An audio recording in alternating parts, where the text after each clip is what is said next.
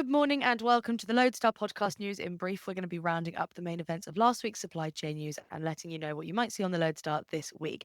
And this episode is sponsored by Etihad Cargo. Etihad Cargo, no, it is never just an address, which is why they go beyond borders with their partners to ship your valuable goods.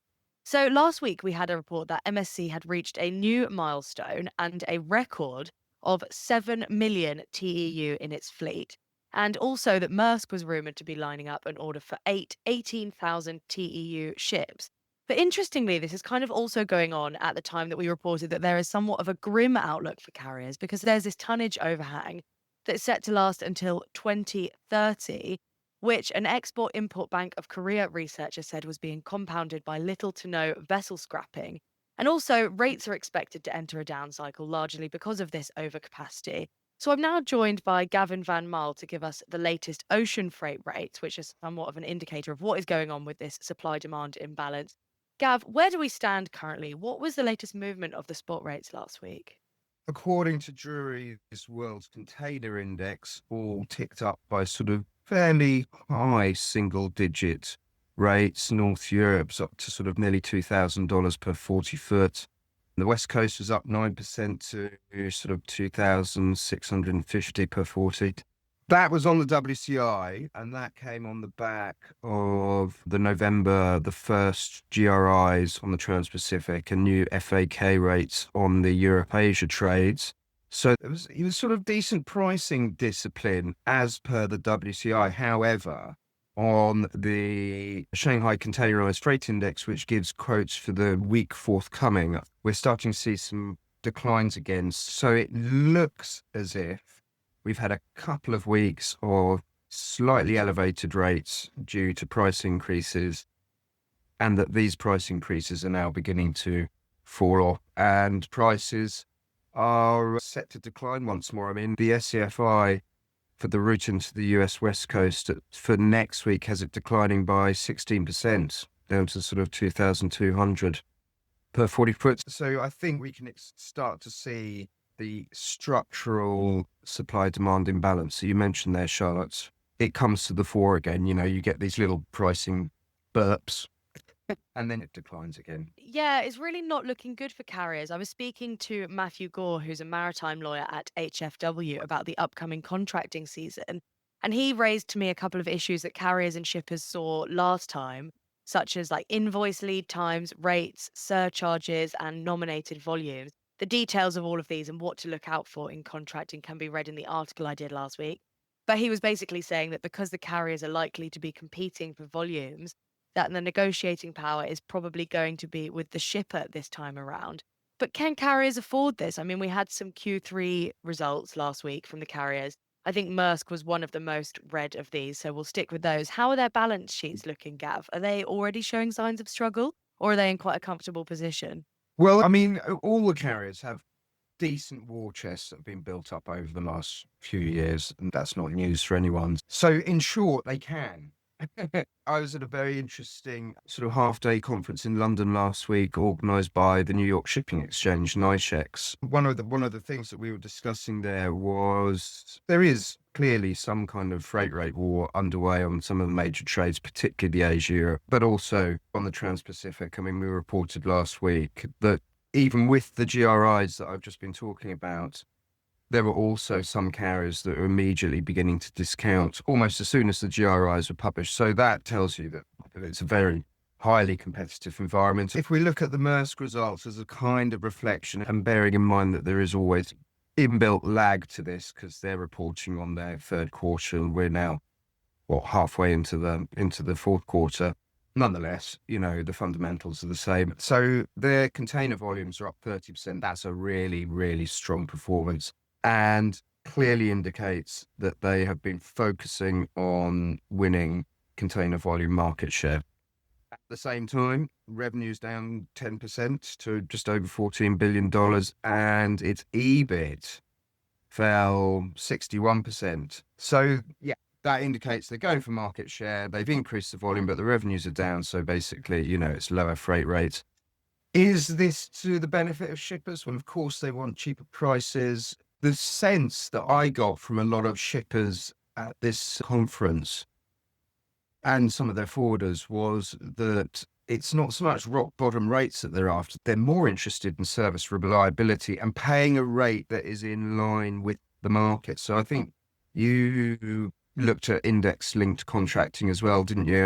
And certainly the amount of contracts that we're seeing now that have some form of index linked aspect to them is on the increase. I think Maersk and Hapag-Lloyd, who both spoke at this conference, both said that, about 10% of their annual contracts now have some form of index relationship built into them. So that is very much happening. Yeah, it does seem to be more on the rise, definitely. We've got Hapag-Lloyd reporting this week, so we might hear some more on that.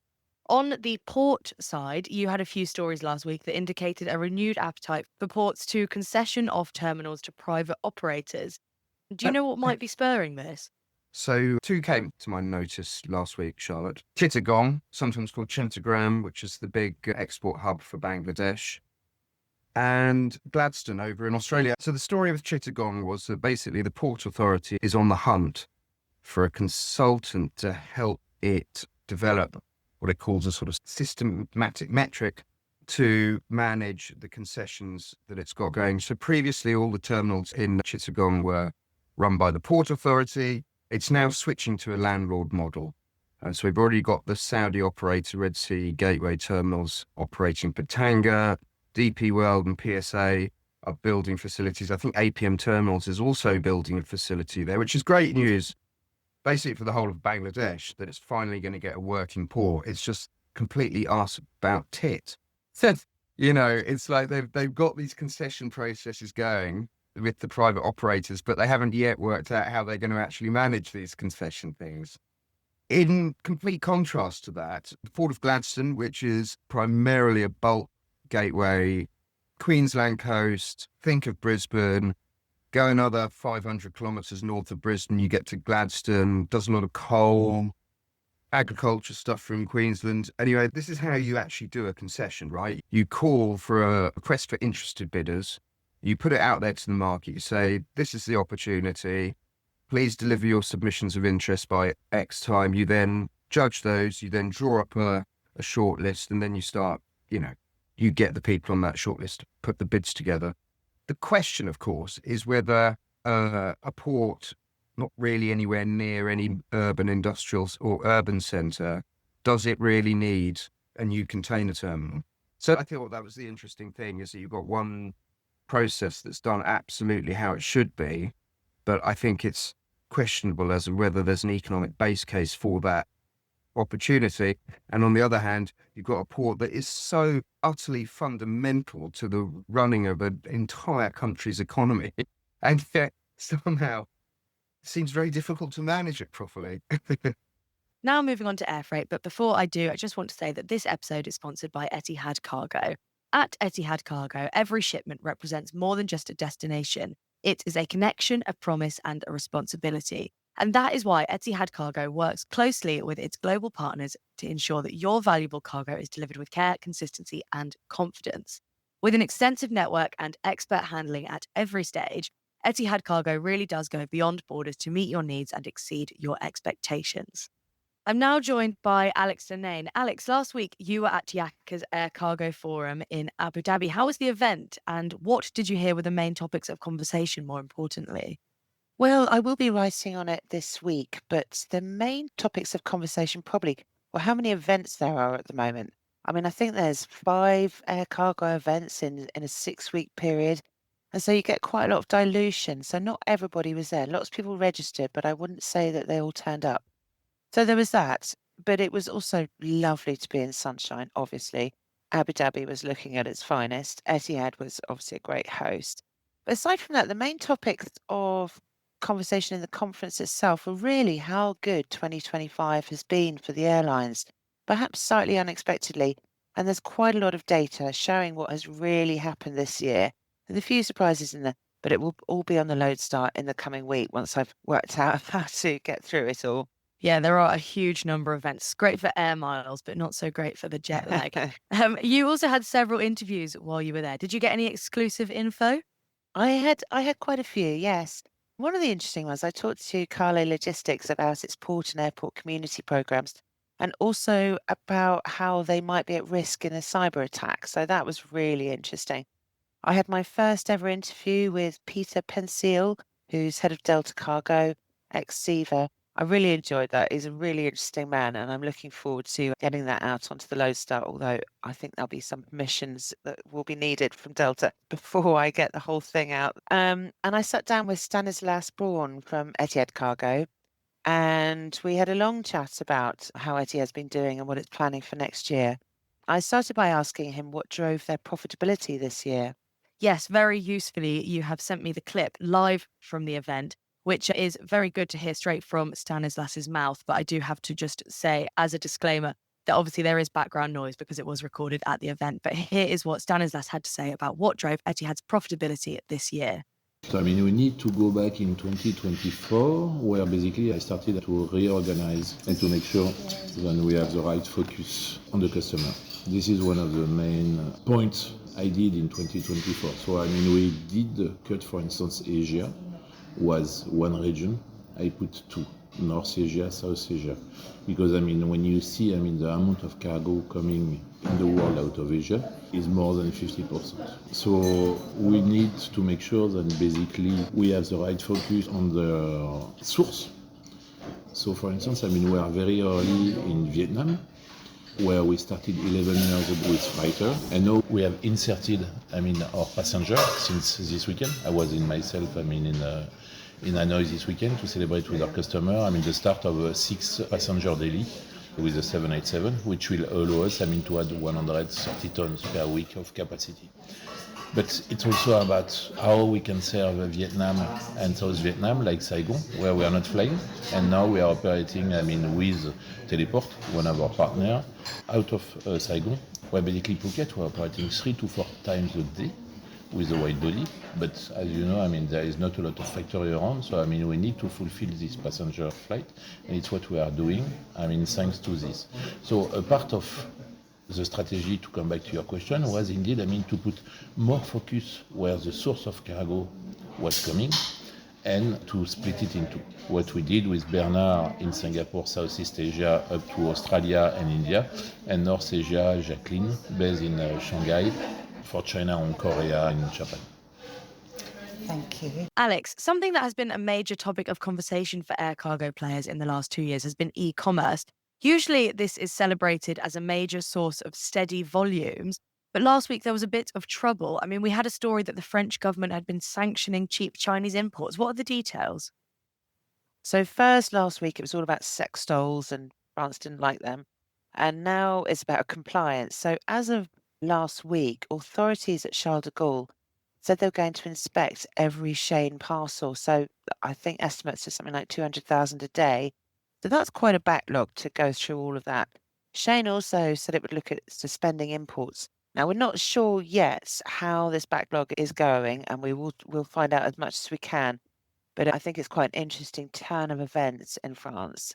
Yeah, we also heard that Alibaba's logistics arm, Cainiao, had delayed expansion plans at Liège airport. Are these two stories connected? I mean, do you think it's worried about the EU's plans to stem e-commerce imports, perhaps? It's not looking great, is it? I think there is going to be a bumpy road for a lot of cheap imports, especially following America's example and with the theory that there's an awful lot more e-commerce coming into Europe now. So Cainiao hasn't quit Liège, but it has dropped plans to significantly expand there, which had been its proposal. And you do start to wonder if this is the beginning of some sort of crackdown in Europe. Just as an aside, Liège has also been impacted by these drone movements, which are causing problems at airports throughout Europe now. I think I read today that UK has sent some experts to Belgium to help.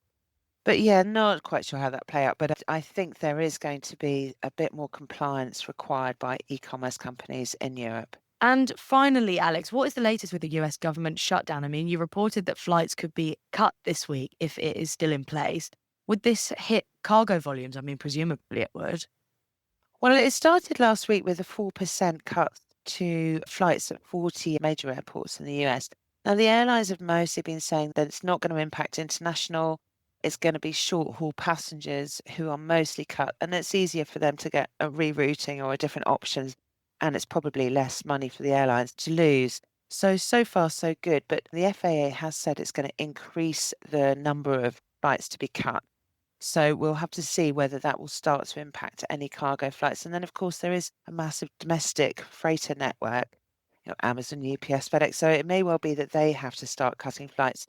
But perhaps the bigger impact immediately is the grounding of MD-11s after last week's UPS crash in Louisville. So that might have a bigger impact in freight, and it's something we are looking at on the Lodestar today. Thank you very much, Alex. Thanks, Charlotte.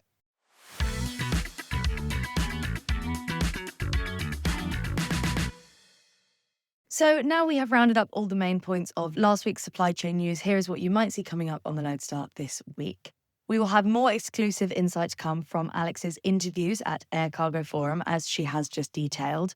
Plus, we have a few more Q3 results coming out this week. Particularly interesting will be the carrier reports. We have Maersk's Gemini partner Hapag-Lloyd reporting on Thursday this week, and French carrier CMA CGM are expected to report on Friday. So it's going to be interesting to see how these compare with the results that we have already seen. Stay tuned and we will give you the full analysis on thelodestar.com. Thank you so much for joining me, and I will see you next time.